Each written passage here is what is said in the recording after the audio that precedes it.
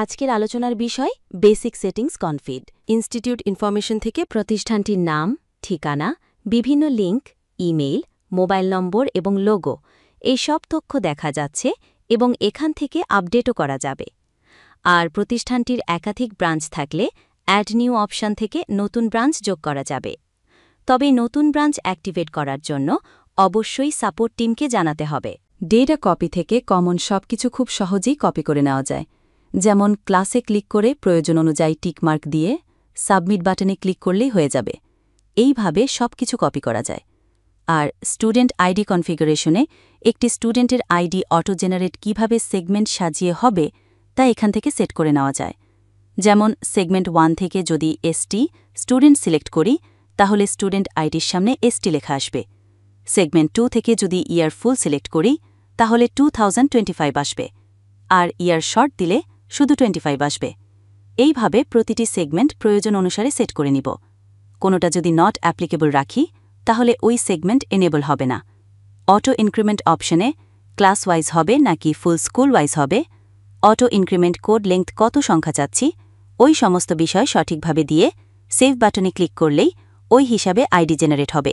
এছাড়াও যদি ডেটা কপিতে অপশনে আপনার প্রয়োজন অনুযায়ী ক্লাস, সেকশন, গ্রুপ, শিফট না পান তাহলে ক্লাস অপশন থেকে অ্যাড নিউ বাটনে ক্লিক করে আপনার প্রয়োজন অনুযায়ী ক্লাস নিতে পারবেন। একইভাবে সেকশন, গ্রুপ, শিফট, সাবজেক্ট আপনার মতো করে বানাতে পারবেন। ক্লাস সেকশন ম্যাপিং থেকে কোন ক্লাসের সাথে কোন সেকশন হবে সেগুলো ম্যাপিং করে দিতে হবে। এইভাবে ক্লাস ওয়াইজ গ্রুপ ম্যাপিং করে সাবমিট বাটনে ক্লিক দিতে হবে। ক্লাস ওয়াইজ সাবজেক্ট ম্যাপিং থেকে প্রতিটি ক্লাস অনুসারে সাবজেক্ট ম্যাপিং করতে হবে। ক্লাস 1 থেকে 8 সাধারণত কোনো গ্রুপ থাকে না, তাই সবগুলো নট অ্যাপ্লিকেবল বা কমন সিলেক্ট করতে হয়, আর সকল সাবজেক্ট কম্পালসারি হয়ে থাকে।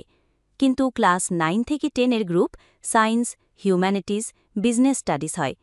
কমন সাবজেক্টগুলো একাধিক গ্রুপ সেট করার জন্য কন্ট্রোল বাটন চাপ দিয়ে ধরে সিলেক্ট করতে হয়, এবং সাবজেক্ট টাইপের ক্ষেত্রে কমন সাবজেক্টগুলো কম্পালসারি হয়। কিছু কিছু সাবজেক্ট আছে চুজেবল হয়, যেগুলো গ্রুপ ভেদে স্টুডেন্টরা নিজেরাই পছন্দ করে নেয়।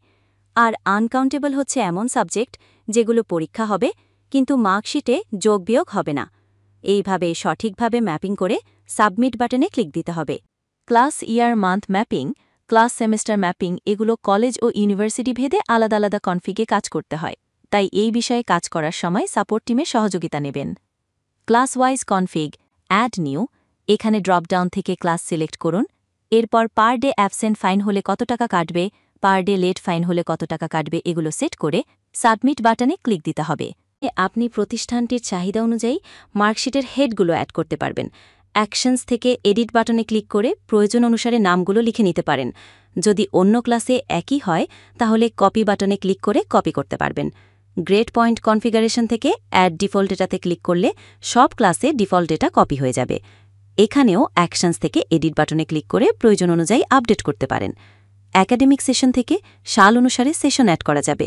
ডিস্ট্রিক্ট আর উপজেলা বাই ডিফল্ট অ্যাড করা থাকে, তাই পোস্ট অফিস অ্যাড করতে পোস্ট অফিস থেকে অ্যাড নিউ বাটনে ক্লিক করে ম্যাপিং করতে হবে। ধন্যবাদ সময় দিয়ে ভিডিওটি দেখার জন্য।